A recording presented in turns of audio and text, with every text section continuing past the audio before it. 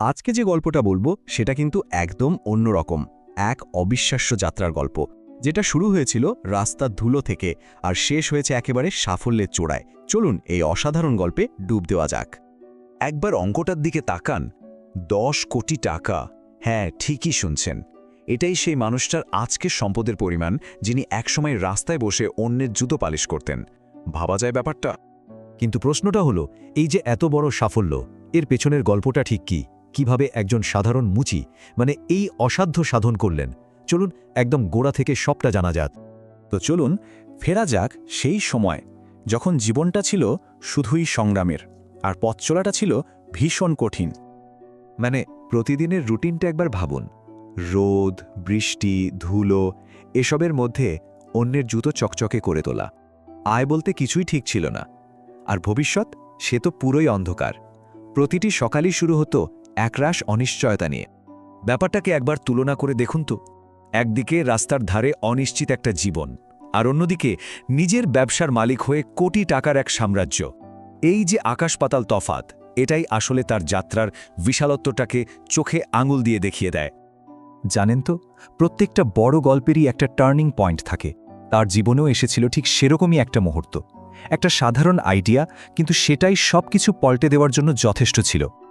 আর এটাই ছিল সেই চিন্তাটা, যা সবকিছু বদলে দিল। তিনি মনে মনে ঠিক করলেন, না, শুধু জুতো পালিশ করে জীবন কাটাবেন না, তিনি এমন কিছু একটা বানাবেন যা হবে বাজারের সেরা। আর এই একটা সিদ্ধান্তই কিন্তু তার উদ্যোক্তা হয়ে ওঠার প্রথম ধাপ ছিল। আসলে তিনি বাজারের একটা দারুণ সুযোগ দেখতে পেয়েছিলেন। ওই সময় ভালো কোয়ালিটির জুতার কালি প্রায় পাওয়াই যেত না। তিনি ঠিকই ধরেছিলেন, যদি নিজেই সেরা মানের কালিটা বানাতে পারেন, তাহলে তো কেল্লা ফত্তে। কিন্তু আইডিয়া থাকলেই তো হয় না, তাই না? আসল চ্যালেঞ্জ তো ছিল সেটাকে বাস্তবে নিয়ে আসা। এরপরই শুরু হলো তার আসল লড়াই, কঠিন পরিশ্রমের পর্ব। আসুন দেখি স্বপ্নটা কিভাবে একটু একটু করে সত্যি হলো। একদম প্রথমে নিজের হাতে কালি বানানো শুরু করলেন। তারপর সেটা বিক্রি করার জন্য রাস্তার ধারে একটা ছোট্ট স্টল দিলেন। ব্যবসা যখন একটু একটু করে দাঁড়াতে শুরু করলো, তখন প্রথম একজন কর্মচারী রাখলেন। আর সেখান থেকেই ধীরে ধীরে একটা ছোট কারখানার জন্ম হলো। সাফল্য কিন্তু একদিনে আসেনি, একদমই না।